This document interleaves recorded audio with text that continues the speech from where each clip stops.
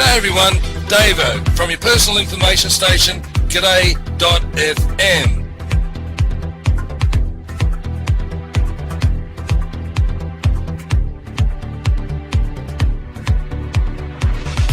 The plight of convicted Australian BALI NINE illegal drug smuggling ringleaders, Myuran, Sukumaran and Andrew Chan, raises more questions than answers, particularly in respect to highly questionable decisions made by authorities early on in the process.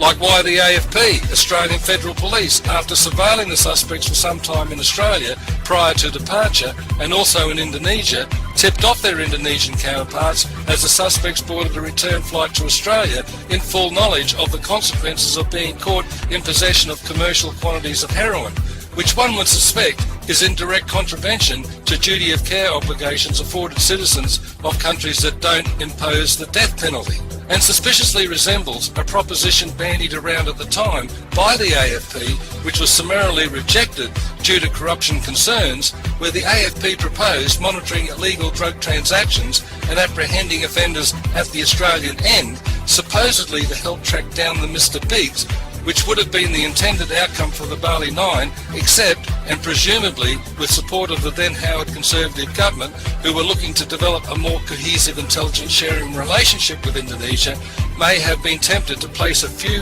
hapless young Australians in harm's way to achieve their objective, which is supported somewhat by reports the AFP sought assurance that the death penalty would not apply as a condition for providing this information. However, the AFP is refusing to comment, and unless someone is prepared to come clean, this is and will remain conjecture.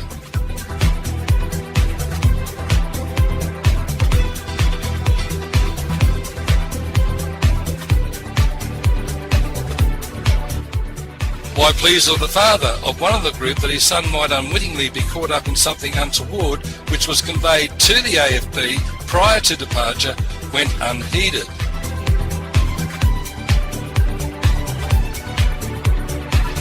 Or why the Thai national, who was known to authorities that supplied the drugs, was allowed to flee the country even while being apprehended momentarily at a border crossing. Some may be tempted to draw the conclusion that this person may have been afforded assisted passage.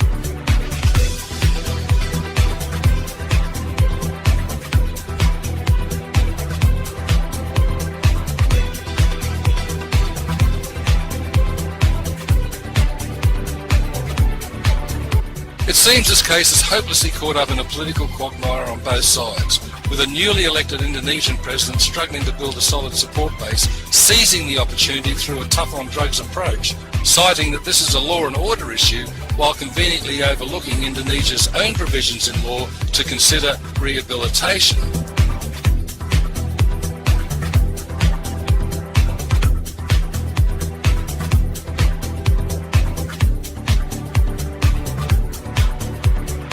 This is far too an important life and death issue to leave solely to the polarising, self-serving, expedient whim of politicians, and for that matter, courts and institutions, as bribery allegations have also been raised. And with the global illegal drug trade approaching 400 billion, that's 400 B for billion, not M for million, dollars each and every year, with crystal meth at epidemic proportions, the death penalty is clearly not a deterrent and only serves to dupe the population into believing something is being done.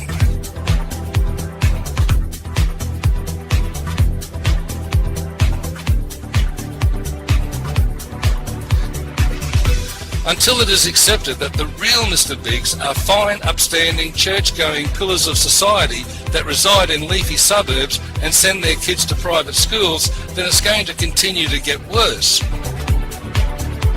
The war on drugs approach has failed miserably, and a completely new direction urgently required,